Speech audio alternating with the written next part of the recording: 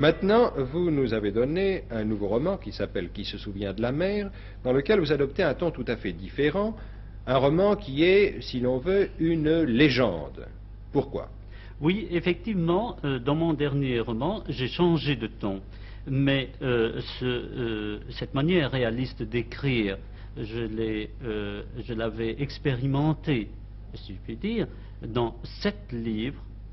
Au 8e, il m'a semblé indispensable d'élargir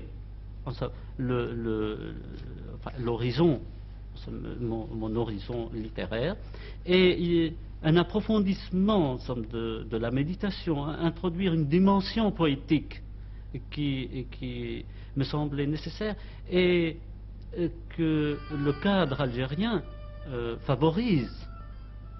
Oui, car c'est tout de même, vous ne citez aucun nom, mais enfin, la ville, cette espèce de ville légendaire, c'est Alger, n'est-ce pas?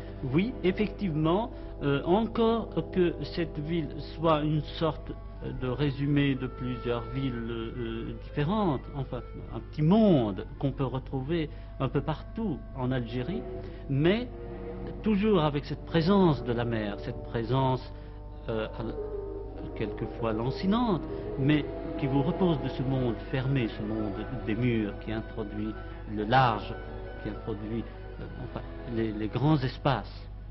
Et c'est Alger à une période récente, c'est Alger pendant la guerre d'Algérie. Oui, effectivement.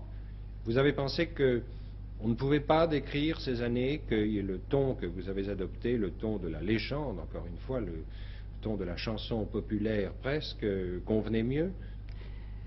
Oui, parce que d'abord je me suis senti libéré de la responsabilité de donner un document devant l'énorme quantité de témoignages qui ont été accumulés depuis quelques années. Donc un écrivain ne se sentait, enfin moi en particulier, je ne me sentais plus tenu de donner un document, un témoignage.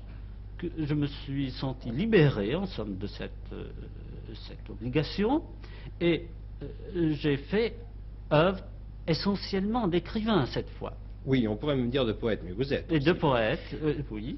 Et est-ce que vous pensez, ce faisant, que vous n'avez pas été peut-être plus fidèle à une tradition qui est une tradition algérienne, qui est une tradition arabe, celle oui, précisément des poètes populaires, celle des conteurs? Oui, effectivement, une tradition qui est très nette et que tout le monde connaît, tout au moins par une œuvre anonyme, mais extrêmement célèbre, ce sont les Mille et une nuits.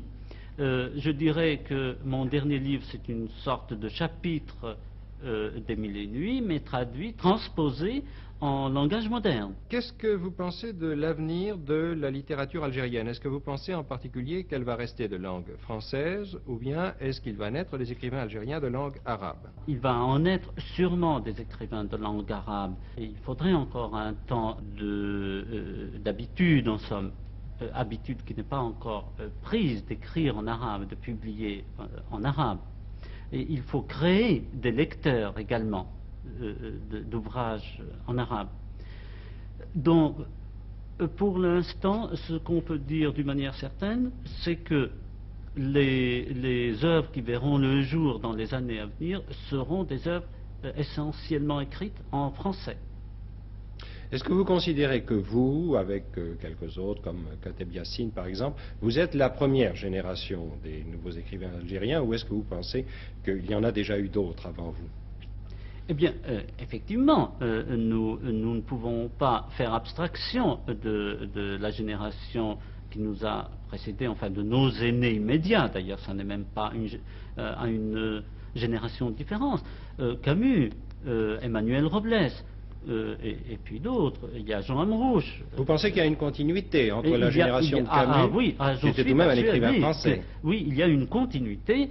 Et pour nous, la question d'origine, être autochtone ou enfin d'origine européenne, ne pose pas, de ce point de vue, ne crée pas une coupure entre les différents écrivains algériens. De sorte que vous revendiquez Camus, par exemple, comme un écrivain algérien? Mais oui, essentiellement, enfin, c'est une chose qui ne fait pas de doute pour nous, enfin, qui n'a jamais posé de problème. Je vous remercie, Mohamed Dib. Je rappelle le titre de votre livre, Qui se souvient de la mer, roman qui est publié aux éditions du Seuil.